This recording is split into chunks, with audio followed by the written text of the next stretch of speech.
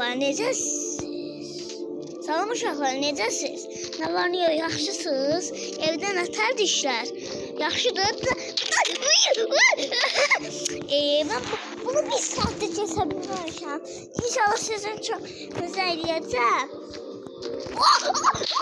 Bu adam öldürdü. Oynayıcı.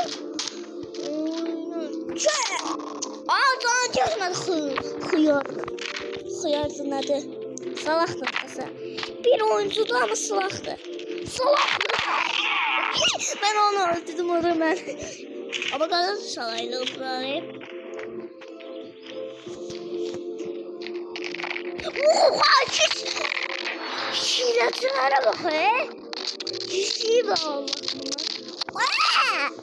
Şoppa yoluna bak he. Estağfurullah şeytan. Estağfurullah şeytan.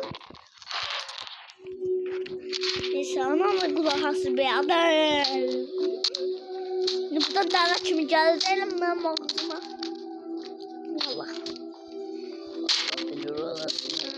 Gel. Burada demeliyim diyorsun. Kevde atıp bebe düşen ya. Denizin mavesini sona. Moranın üstüne kuşan. Beş defa adam öldürmüşüm. Adam şapa yolladı.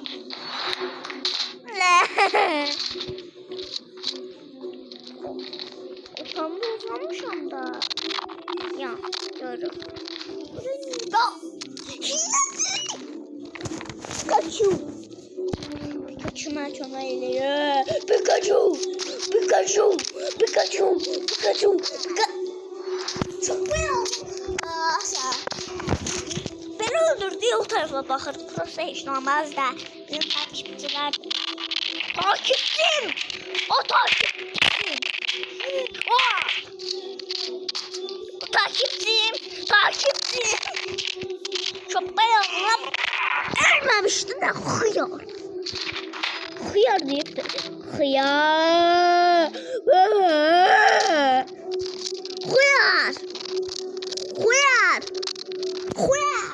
Vallahi hıyar.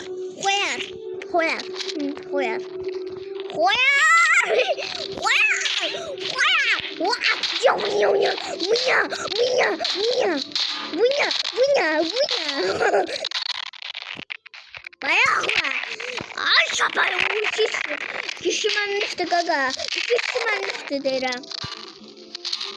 Başkası yoktu yine. Onu öldüreceğim.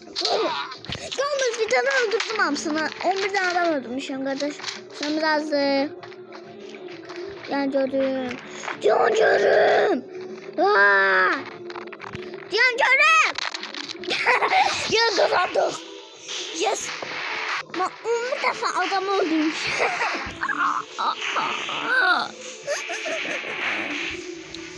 Dostlar bir dakika.